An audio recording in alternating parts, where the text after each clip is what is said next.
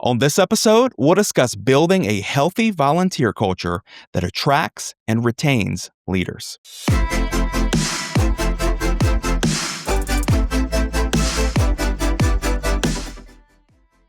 Well, hey there, and welcome to another episode of the Church Leadership Lab podcast, the show that is dedicated to inspiring leaders and empowering healthy churches. I'm Kendall Connor, and I'm joined by my co-host, Jess Moore. Jess, how are you today? I'm good. How are you, Kendall? I'm doing really well. It's a good day for a podcast, don't you think? Yes, absolutely. I'm really excited for our conversation today. Really, this will be our first episode of 2026, which is kind of crazy. It's amazing to be kicking off the year with a great episode. I'm excited for it. Yeah, me too. I think this specifically to this topic is going to be a great way to jump in. Honestly, it's one of my favorite topics for the church. We get to talk all about volunteers. More importantly, building a healthy culture for volunteering, right? Because we want to take care of the folks that are making our Sunday services happen. I'm excited to talk through it, and we have an incredible guest that's going to be joining us today. On the show, we're joined by Dr. Jason Young. And for any of our listeners who are out there who maybe you have not connected with him before, let me tell you a little bit about him. Dr. Jason Young is a leadership consultant, an executive coach, a speaker, a professor, and an author with more than 25 years of experience helping organizations and churches build these thriving, people-first cultures. He has doctorates in both hospitality and leadership. I love that. And he is known more than anything else for just his practical, story-driven, but also research-based approach to leadership, to emotional intelligence, and team health. He has served in leadership roles on several church staffs, including Life Church and North Point Ministries. And he partners with a wide range of clients these days, including, check this out, Chick-fil-A, Delta Airlines, Google, the Global Leadership Summit, Bayside Church, among many others. It's so impressive. Where he helps with these organizations is he helps them to design strategies that improve their guest experience, building healthy leaders, enhancing their team engagement. And I love this about him. He helps them to reduce burnout. He's a best-selling author. He's got 7 books. And all of you listeners are going to love that he brings just so much warmth. He brings care, humor, and just so many insights that honestly is going to help everyone who is listening today. I'm excited about this. Such an impressive bio. I'm excited to jump in because we're going to be talking about, as I mentioned, building that healthy volunteer culture to help to attract and retain those leaders. So before we jump into our conversation, Jess, I do this every week. I want to tell all of our listeners, please hit that follow button. We want to make sure that you stay in the loop. We want you to not miss a thing because we're steadily releasing these conversations and resources to help you. That's the best way to make sure that you don't miss a thing. So, Jess, without further ado, let's welcome our guest. Hi there, Jason. Hey, Kendall. Hey, Jess. Good Listen, morning. I heard you reading that bio. I don't know who you're talking about, but the one thing that stood out to me, I'm like, wow, that guy's done a few things. I don't know if it's AI written or not, but I'm like 25 years. I was sitting here thinking, dang, I remember being 25, and now I'm 47. I'm like, wow. So anyways, that's the part of the bio that stood out most to me. I'm like, man, I'm no young whippersnapper anymore. Yeah, we are in our hearts, all of us. That's I still right. feel I like I'm like 20. I'm 25. How are you 25? Yeah. How are my kids 15? I don't know. Yeah, it's crazy. Come on. Well, Jason, I'm so thankful for you joining us this morning and being a part of this conversation. Something just right out of the gate that we like to ask all of our guests. We did read the public bio, but maybe is there something else that doesn't make that public bio that all your family and your friends would know about you? Yeah, this took me years to admit. And sometimes I actually even struggle with it. So you hear all that stuff and you think, oh, this guy like thrives with people. And I do. However, I'm more introverted than people assume. So I tend to, like when I'm with people, I am all in. Yeah. But then I recharge in the quiet. So it allows me to show up fully for other people. So I would say that often surprises people that most people wouldn't guess. That's Hmm. gonna encourage an introvert somewhere, I think. Yes, and an extrovert. I think that's I don't know if that's a personality thing or like a healthy boundary thing, because I think I could use a little. I'm like you. When I'm with people, they're getting all of me. And then Yeah. I need some quiet time, but I haven't realized it until I got a little older, like a little over 25. Now I know that I Yeah. have to like take some time to kind of reset, but that's good. Good Yeah. encouragement. For sure. Well, I know that you have spent your career helping these churches, helping these organizations to improve their volunteer and guest experience. And I'm just kind of curious, what sparked that passion in you to help these leaders and, to build healthy cultures? I think probably two things. I think my parents, I didn't realize this till later on. So this wasn't something in the beginning, but I do think it was in me because I had seen it. My mom works in medical field, dad in automotive, and I just saw the way they took care of people, the way they Mm, spoke about patients and guests. And there was just this like, I got you, people yeah. first, and so I think I just growing up, I heard that a lot, and I didn't realize that that was helping form what I would eventually do. So I think that's one part related to the guest experience. The volunteer side, I didn't discover until actually working in the church. And Yeah.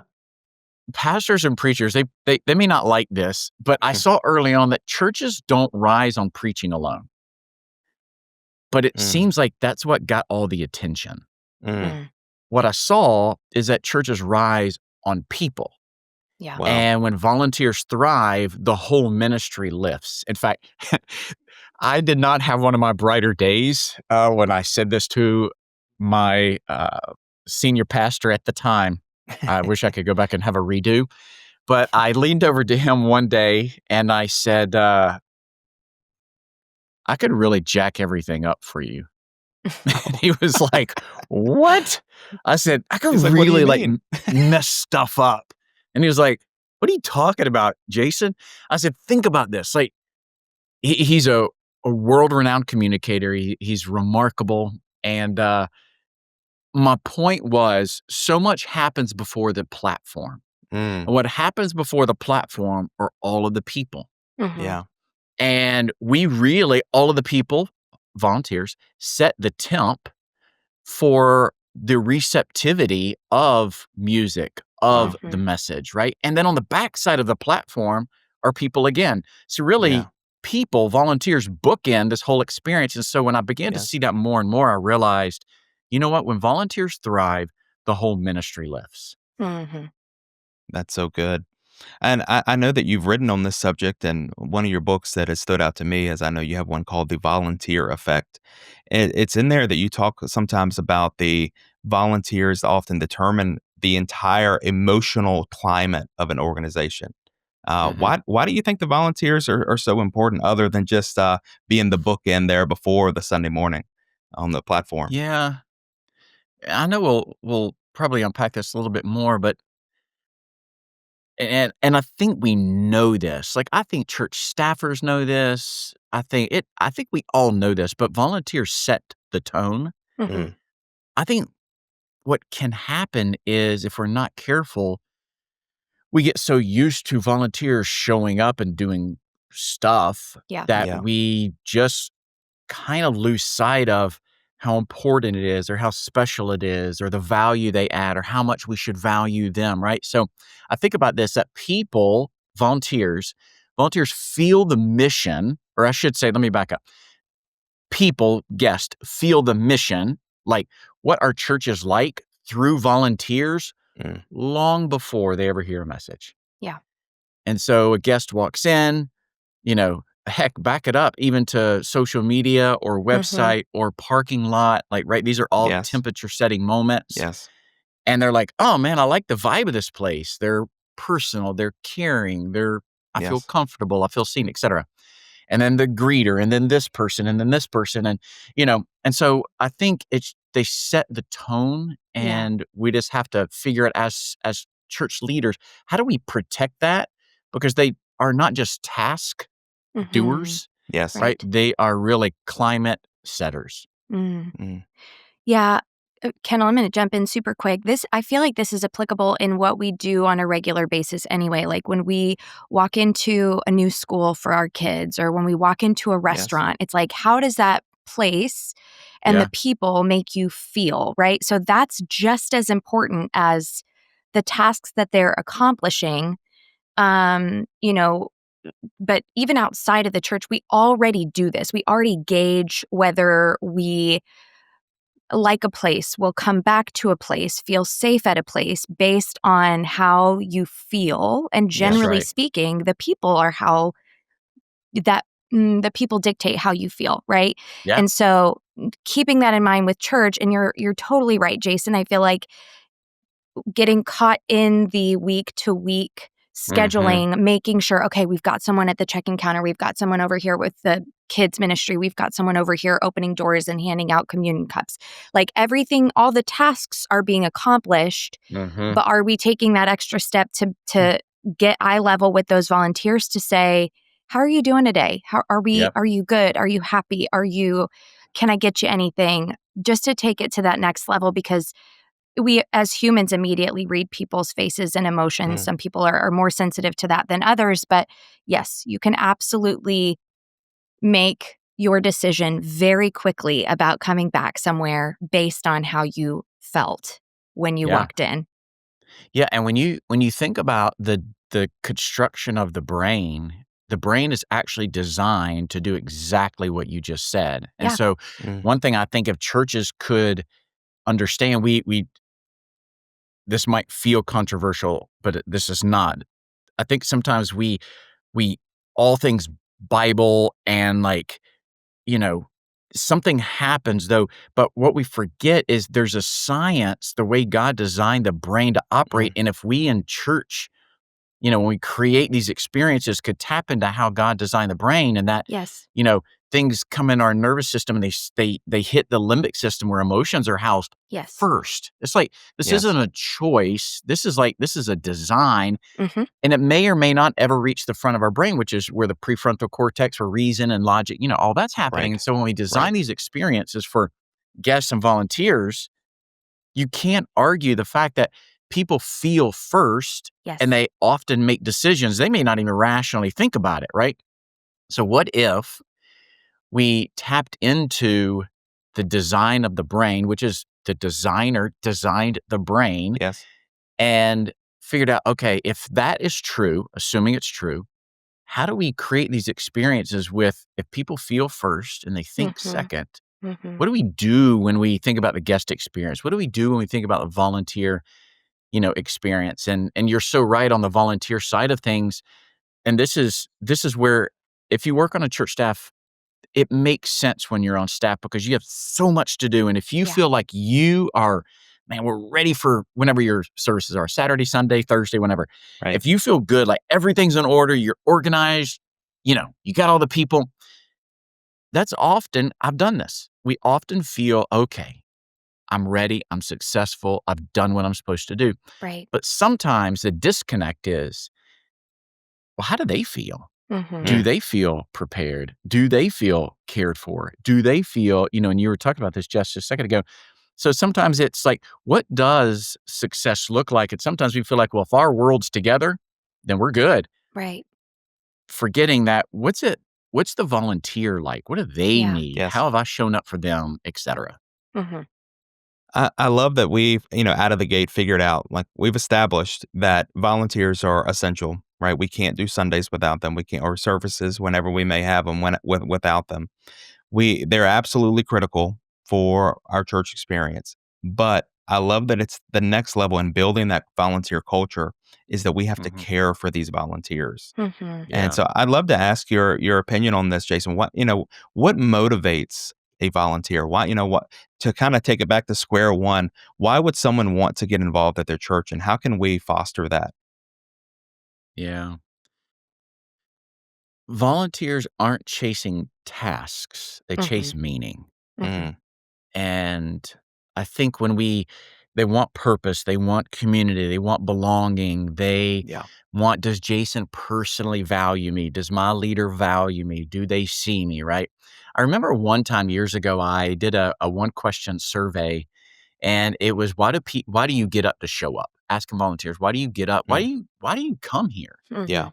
And I had it all wrong. I assumed, we know what happens there. I assumed that they were spiritually driven, and some were, but that was actually number 5 on the list. I didn't Wow. even think about what was number 1, and number 1 by far was to make friends.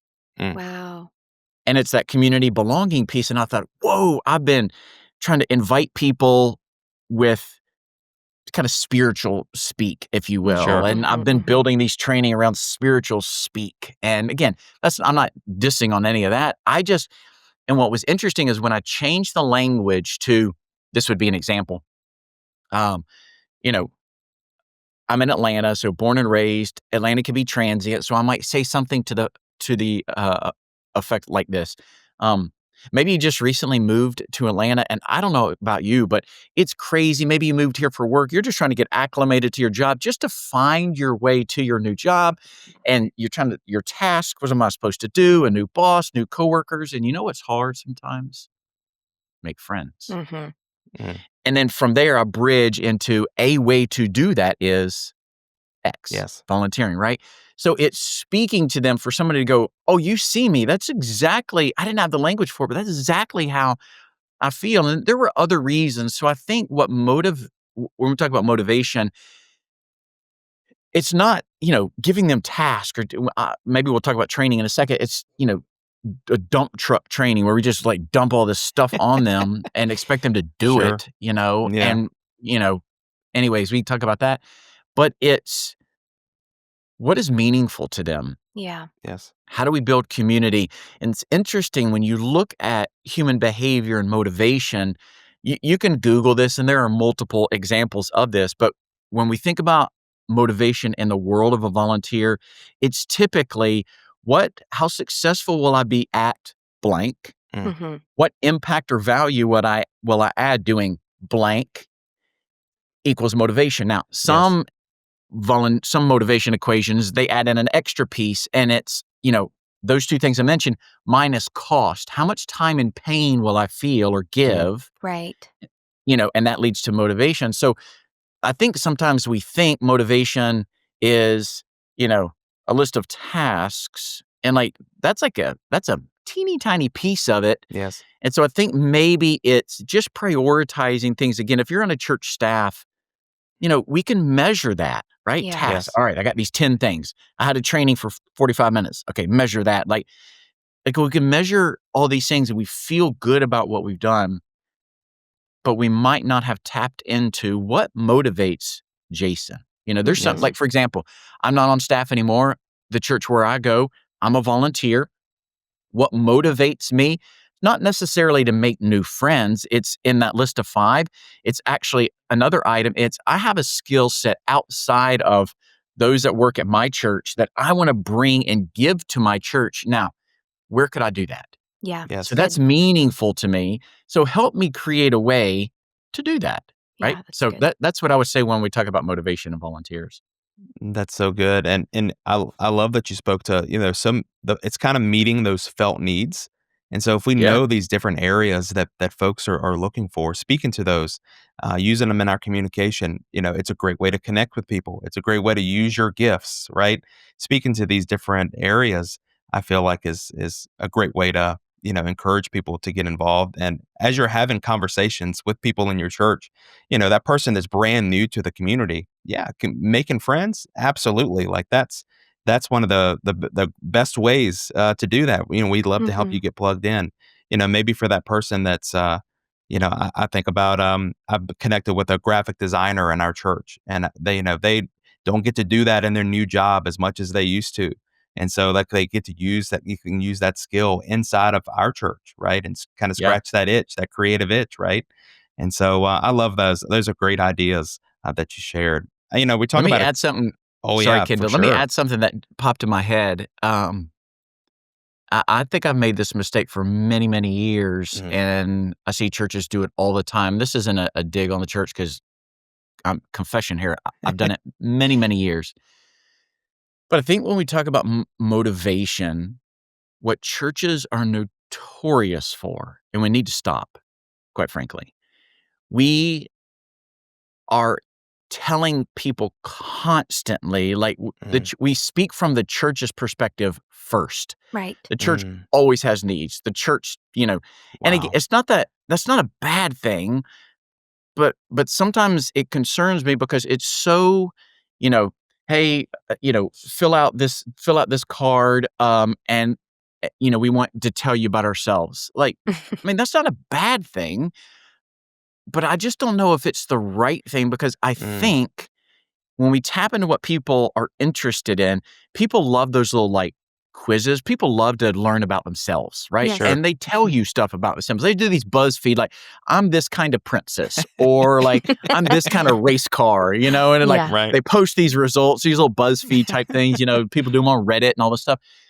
I wonder, like, what if the church started with the person? Now, I will tell you this. I did this. So I did it the old way for many, many years. Yeah. I did it this new way, and I'm going to give you an example of the drastic results between the two.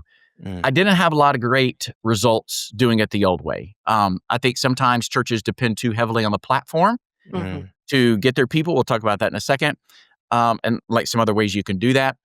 But we talk about church this, we need, et cetera. Again, I'm not dogging needs, church has needs. Sure. But one time I went to a senior pastor and I said, can we do something different? And he's like, what do you want to do? I said, quit talking about the church. Wow. Quit talking about the church. Wow. Let people talk about themselves. And he's like, how do you do that? I said, let me build this, I don't know that I don't think we called it a survey, but it was something like that. But it was really something people could engage in. I said, we had 7 campuses. I said, let's try it at one campus one day. We had 4 services. Try it. So I built this thing and I built an algorithm on the back end of it. So when you complete it, it says, these are the 2 best matches for you. Because we find this in job searches. People want to know, how do I match? Look on LinkedIn. Like, you match well with this or you don't, et cetera. So anyways, we did this. I built this thing and it was all like, which phrase best describes you? And it was all about them. It wasn't anything about the church. And this algorithm spit out, and then it kicked a communication to our internal team, right? So we did this at one campus, only one Sunday, across 4 services, and we had over 1,900 new people interested in volunteering. Wow. Now, Did they understand that in completing this, it was to identify volunteers? Okay. 100%. Yep. Wow. And that's not like a pat on the back. It was actually very encouraging and alarming to me, going, this is it. Wrong. Yeah. Yeah. What if we tone down the church in needs and we increased, people and kind of starting with them and then plug them in? And so did over 1,900 people show up, because there's this thing like they're interested, and then there's this kind of, journey along. I was stunned that the majority engaged in volunteering. So, wow. Again, not a pat on the back. It's an example of, again, not dogging the church talking about needs, because you got to do that. But I think we do that excessively. Right. And it's always about, telling the people about the church. And it's like, hey, why don't we invite you to talk about you, and we will do more of the work to try to figure out what the matching looks like, because that's on us. That's not on you. That is so good. And I'm just sitting here thinking about, it reminds me a lot of my wife, Holly. She onboards all of our new volunteers at our church, and she has such a heart for this, because there are times, as you mentioned, in the church where, you've got to fill certain roles. We need more in the nursery. We've got to figure that out. But the thing that just gets her up in the morning, especially on Sunday morning when she's working on this the most, is that she loves to get people plugged into the things Mm. that, God has really put inside of them. It's something Mhm. because at the end of the day, we want more for you than we want from you when you're There you volunteering. It's go. good. It's good. Yep. And, it just reminds me of that so much. And you spoke to that leading with, we're trying to do something for you, not just get something out of you. And that's why we want to know about you. We want to know what makes you tick. We want to know what Mm. is going to get you excited. I love that framing. I know that you have talked some about your first serve experience for your volunteers. I know that you've written about that before, and Mhm. that can kind of determine whether someone comes back, whether they volunteer again. And I'm just kind of curious if you have any tips that churches can do to improve that first serving experience for these new volunteers. Yeah. There's a and this is a temptation so easy to fall into. I have fallen into it so many times. Like,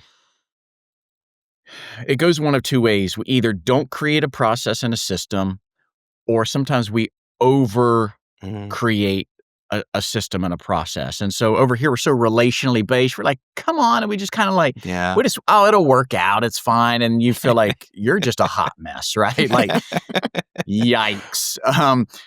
And then over here, you feel like you're just a cog in the machine. Mm, Mhm. And both extremes are unhealthy. And so I think in the middle, people want a process, they don't want to feel processed. mm, Yeah. So creating a process that works behind the scenes but feels relational on the front end, mm, right? So in creating this, I think um, it's clarify the why in very simplistic terms. Right. Like, just make it simple. Like, why is this important? Not even necessarily to you, but mm. like the broader why. Mhm. Maybe, Yes. maybe there's a story there, right? I think inviting personally, I mentioned this earlier. I think churches sometimes depend too much on the platform. Well, we don't have enough volunteers because we can't get the executive pastor, the pastor, whoever it is, to make an announcement about our stuff. Our Mm. ministry is just not important. Look, the person leading volunteers, your primary goal is not to increase your volunteer numbers. It is to Mm, create a healthy volunteer culture. The culture will attract new volunteers, Yes. wow. right? So it's a little bit of a shift in priority, but I think clarifying the why, inviting personally. I remember I would always challenge our volunteers. This is going to sound so like a low bar, but I said, I want to challenge you. And the expectation was this: invite one person to volunteer with you in 12 months. One. And you're like, who can't do one? Exactly. It was Right. so doable. And Wow. what was interesting is I'm shifting volunteer numbers off of me, and I'm feeling the burden of the culture that you feel good enough to Mm, invite somebody. So the number wasn't my goal. The culture and the temp was my goal. It's And good. so, all right, how do I help you invite personally? Well, one way I need to do this for you is I need to lower the entry to volunteer. Now, let me say this. If yeah. people work with kids, small groups, students, like I get that has some other layers and stuff like that. Sure. But I work with some churches like I could get a job at the CIA faster than I could volunteer at your church. No joke. It's like you want me to complete how much paperwork Yeah. and so I just think, now this is hard what I'm about to say. This was hard for me to do, but let people try something Mm, before maybe they actually commit to it. Because a lot of times we're like, hey, you want to volunteer? Cool, sign right here. What am I signing up for? Don't worry about it. You'll love it. yeah. This sign right here. Show up at the training. And it's like, what if could we do it a little bit differently? Again, I know in kids, students, small group, like there's certain ministries that have Sure. some nuances. Totally get that. And then the other thing on what draws people to serve, I think, and volunteering is like, do you celebrate people? Is Yeah. your team like purposeful and joyful? Like, is it a magnetic environment, Mm, or is it like we just a bunch of doers? We just got the Mm. mm, task. You need the task, right? Because that lets yes. you. But that's behind the scenes, and the stuff on the front end is like purposeful and joyful, and that Mm. attracts. Mm. I That's love good. that. I love that you gave actual examples of how it should feel because yeah, it should be, celebratory, right? It should be fun. It should be fun Yeah. and meaningful and, those things are so important. Let's talk a Well, little and bit Kendall, about yeah. one last thing just popped in my head. I'm a verbal processor, so you are getting real time with processing. I love it. Sometimes that ain't good. Um, but I think one thing when we talk about inviting somebody to join the team with you, like partner them with someone, right? And like Mhm. give them a simple win on day one. Like Mm, simple win, day one, right? And Mm, so allow that to be super, super clear for people to walk away going, I met a friend yes. right. and I can do this, Yeah, I right? Yeah. And know so what it's to just a do. great way to start. Yeah, that's great. Easy. Easy. I love that. We talk about training and, trying to Mhm. give, we don't want to give too much to them in the very beginning, but what is Mm. the right way to go about training so that, they know what they're doing and, they're also having fun while they're doing it. Yeah, this one's hard because every person has a stinking opinion. Mm, Um, I have done it really well and I've done it really poorly. I would say, if I could put it in a succinct phrase, I would say this: think huddles, not classrooms. Mm, mm, And by that, I mean, think of like smaller environments, small amounts of information. Because here's the thing, I don't think people need more content. They just need to know how to be consistent. right. wow. So maybe it's not an either or, but I think sometimes we show up at training, we give them a manual. And again, I'm not dogging the manual. Right. It may work for Sure. your church. No, but don't email me that you've got it figured out. I get it. It probably works for you. Maybe I didn't do it right, but they give you a manual. You go through the, 3-hour training and then they show up on day one. And when you start to notice like the volunteer not doing what's in the manual, you're like, what? You may not say this, but it's like, how hard is it? I gave you Right. the manual. Right. Like you were at the training, right? What is your problem? Yeah. And I think of smaller environments, Mm, smaller amounts. What do I need to know right now? Mm, Build on it right now. So, Kendall, you talk about, your wife onboarding. That's where it starts. Onboarding gives them a future picture of what it's going to be like on the team. mm, If you can start them well, you can have higher retention, right? So mhm. starting actually impacts retention. So what do they need to know right now? Do they get connected with people? We think about belonging, community, things of that nature. So I think, how do I give them a small amount that is portable? In other words, they can remember it. It's Yeah. simple. It's practical. It's repeatable. It's specific to my role. Cross train later. They don't need to know what everybody does, right? Mhm. It's I good. think if we can be willing to give up all the content that we want to give people, not a bad thing. It Mhm. just might not be the best thing. Because if we're going after consistency, the question we need to ask is different. What do they need to know right now that allows them to be consistent starting right now? Yeah. mm. You were talking about a manual and a kind of a classroom setting.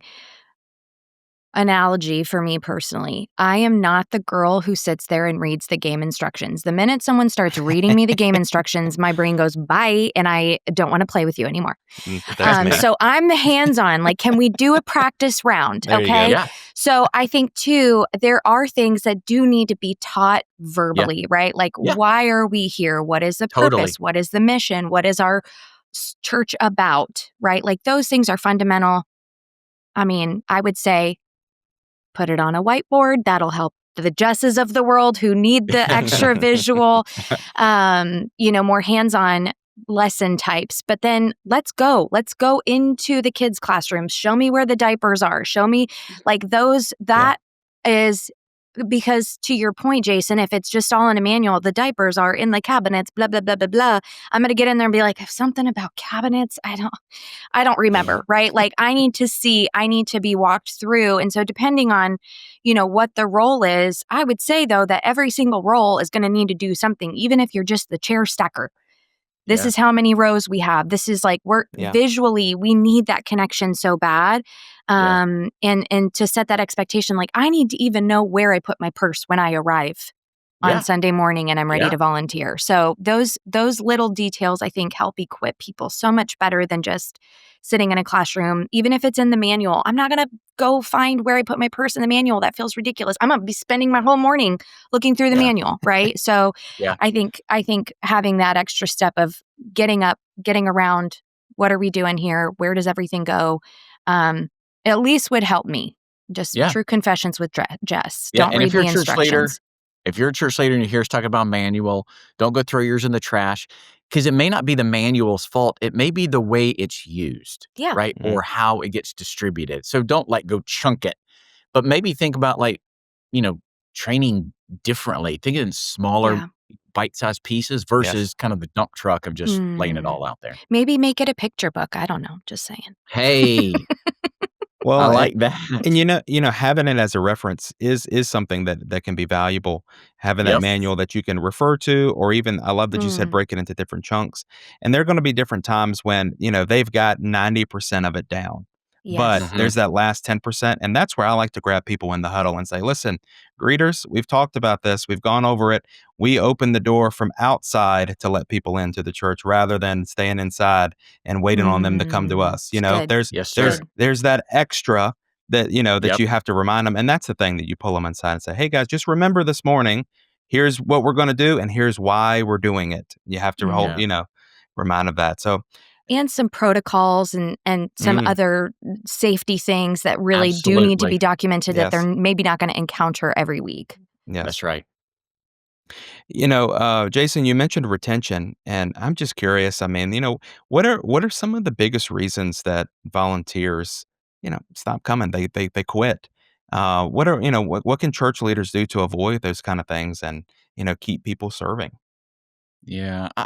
There I'm sure other people have other, additional reasons. I think maybe for me, what I've seen is I think people stop coming when they feel invisible, Mm, confused, and overwhelmed. wow. And so, what's the flip side of that? Help them feel seen. Yes. Mhm. Ask, like, what does support look like? What does appreciation and recognition look like? Again, even in the overwhelm, the training thing, right? There's these all these things they fit together. That's why I like the world of volunteers, huge, huge deal. And so I think on the retention side, how you start influences how it ends, right? Mhm. And Yes. then inside, it's do they feel invisible? Are they confused? Do they feel overwhelmed? And so I want to get out ahead of those things so I can reduce it in order to give them the best possible chance of one, loving what they do and staying. And remember this, a volunteer is not just to help you, the staffer, get stuff done. Mm, It is part of their like growth, their spiritual growth journey. yes. So Right. you are Right. creating a space for them to understand more about Jesus, what it's like to build relationships with people, how to model, Yes. and grow and all this. So it's not just to do stuff, it's you're actually creating a space for them to Mm. spiritually grow. And Yeah. that is huge. So you want to retain as much as you can so that you can help them continue to grow. That's so good. I'd say another piece too, and I know we're getting close on time here, but one other piece that I think if you have any insight, maybe 1, 2 sentences on overworked. So I think that's Mhm. something I'll speak from personal experience. I think there was just a lack of volunteers to the point where we felt taken advantage of. The expectation that was set was Mm, not the expectation that was delivered, right? So Mhm. the expectation is every other week, whatever. And it ended up being where there were multiple weeks in a row where like, oh, we're super short again. Would you guys mind? And it's very difficult to say no, Yeah. especially for, for me, I'll speak for myself. But my husband, on the other hand, is much better at boundaries. So he's like, no, this isn't our week. But then I'm like, oh, they're high and dry. And we were with like little kiddos. Yeah. Anyway, all that to say, if you have any insight on overworked and, I would venture to say if you are in a leadership position, unfortunately, just like a job, like work. Like if you're the manager and you can't find someone to fill that gap, then that's when you have to step in. But any thoughts on that, Jason, real quick? Yeah. I mean, this goes back to the culture speak, mm, right? Creating a healthy culture. What are our rhythms of volunteering? One thing a lot of people don't do is this is helpful. A lot of times I hear churches say, well, we don't have enough volunteers. My question is always this, how many you need? mm, 99% of people do not have an answer. So you can I would start this, map out the guest experience, like wow. every little spot that a guest would go. So map the journey, Yeah. then go back and ask, where do we need a sign or a person on that journey to help that guest experience be remarkable, right? Come to find out many, many times you don't need more volunteers. You just need to allocate them appropriately Mm, because too many is actually not a great experience, right? yes. And so there's some homework you could do on the back end to really determine how many you need. And then what's our volunteer rhythm? What's our onboarding like? What's our training? All of those things contribute to, oh, we're down again. Well, there's probably a reason or reasons. So let's, instead of just filling it with, we need more people, like, let's kind of do kind of the 5 whys. Just keep asking why until you get down to it. I guarantee you it's probably something, Yeah. it's an internal system that needs to be fixed that will fix Yes. that. Yes. Good. Good Man, word. that is good. We talk about setting volunteers up to win. I'm just curious, can you speak to that? What's the best way to make sure that we've set our volunteers up to succeed? Goes back to clarity. Do they know what to do? Do they feel competent doing it? So that's connected to the training. For me, the first 90 days training, post 90 days development, Mm, right? So Mm, gives me 90 yeah. days just to drip what they need to know. So do they know what to do? So am I clear? Do they feel competent doing it? So it's super clear. We've talked about it, 90 days, it's ongoing. And do they see the impact? Do we talk about the impact? yes. That's Because so really good. at the end of the day, I'm measuring winning by, do I have clarity and do I feel Right. confident in what I'm doing, and does it matter? Like Yes. if you can That's answer so that, good. then you're on the right track. Mm, That's so good. that is really good. I'm curious. I know that you work with a lot of organizations. You've worked with a lot of churches. When you look at churches that consistently have strong volunteer cultures, what is it that sets them apart? What are they doing differently than the ones that aren't succeeding in that? Um, they have clarity over chaos. They use stories over stats, Mm, Mm, and they prioritize people over roles. that's wow. good. And that is hard, hard, hard to do, Yeah. especially when you've got 52 weeks of services. Right. However, to answer your question, that's what I see. I would say as an add-on, they're very intentional. They are not accidental. Yeah. Mm, So they do a great job inviting personally. They train consistently. They have this relentless vibe of celebration. yes. And like that is attractive. And it's like, man, I'm glad to be on this team. That's Yeah. so That's good. so good. And that's so much more appealing than guilt tripping into serving, right? Or, Oh, like yeah. you ought to do this, right? Like Yeah. you're a follower of Jesus, then come on, like you should be doing this. And that may be true, right? But Yeah. it's like leading from a different place, framing it in a different way and actually making Yes. it look like something that people want to be a part of. I feel like that's so much of it, right? Mm. I know that one of the big themes for our podcast is healthy churches, healthy leaders, and maybe I'll add to that healthy volunteers. And I'm just kind of curious, in your opinion, from your perspective, what's one essential component of a healthy church? Um, Gosh, there's so many things. One, I would say where people feel emotionally safe because Mm, when people feel safe, growth is possible.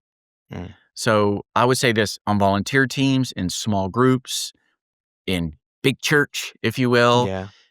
And at the end of the day, that is directly connected to leadership. So that reality rises and falls on leadership. Like what temp are they setting? Right. And that not just Mhm. senior pastor, but could be over guest services or over kid men or over students, small groups, whatever.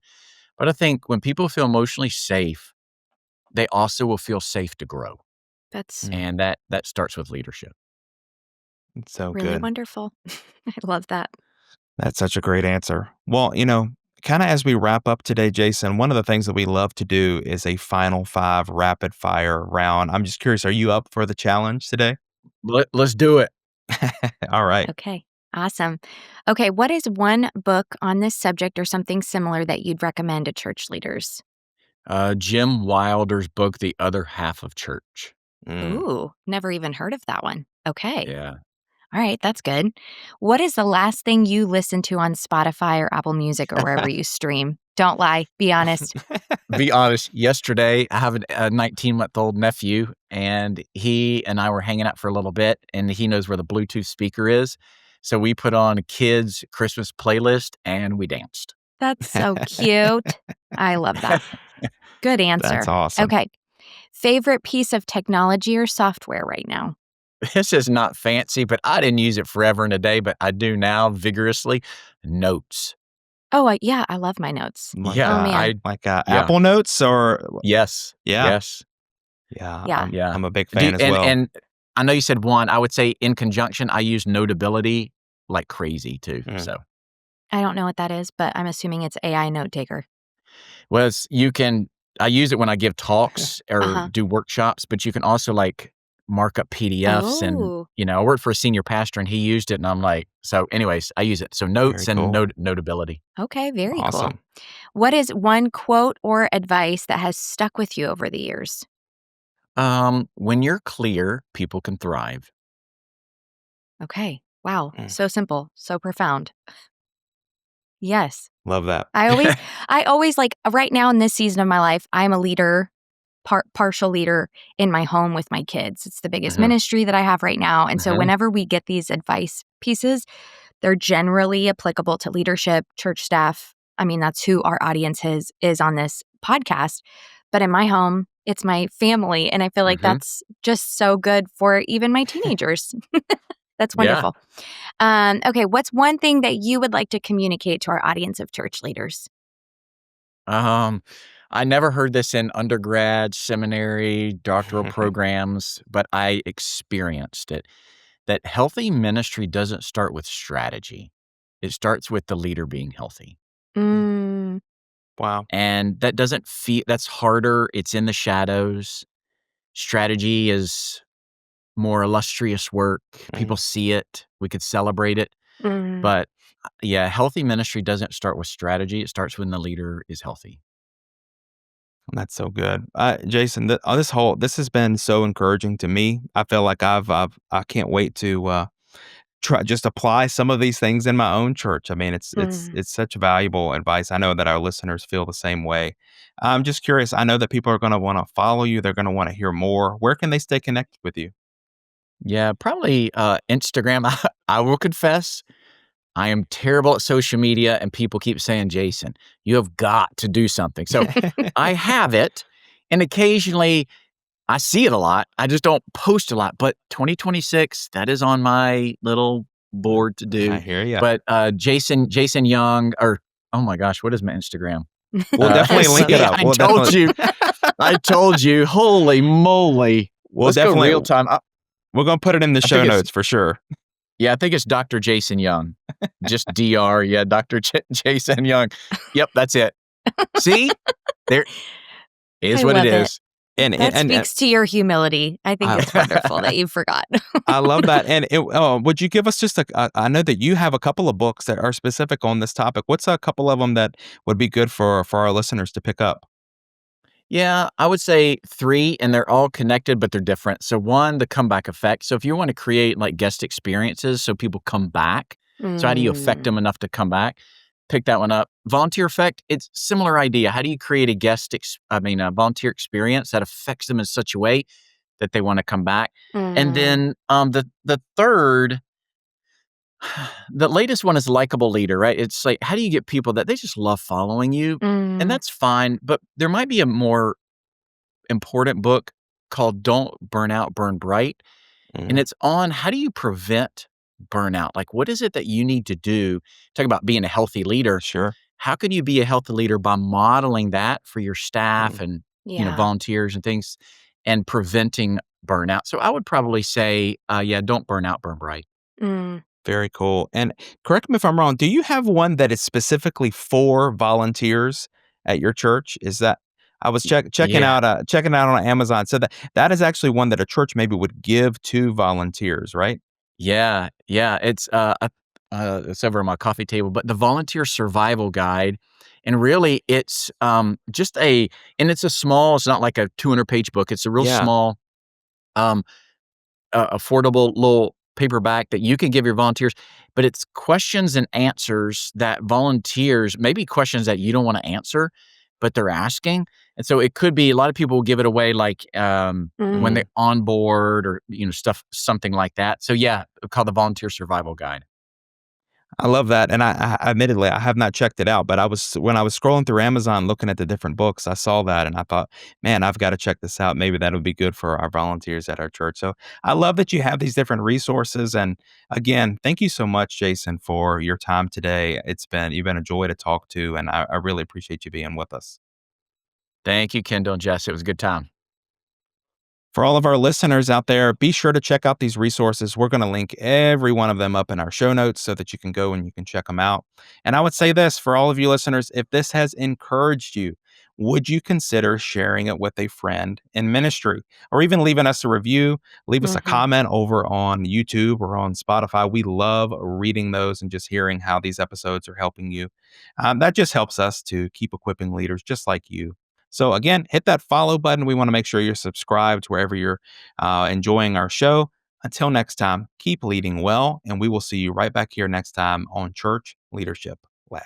This episode of the Church Leadership Lab podcast is brought to you by Ministry Brands, the largest provider of church technology software. Over 90,000 churches rely on Ministry Brands for their single platform solution that brings together all the digital tools a church needs. From online giving to websites to church management software and more, Ministry Brands is leading the way in simple to use, innovative solutions, all with the goal of empowering healthy churches. To learn more, visit ministrybrands.com.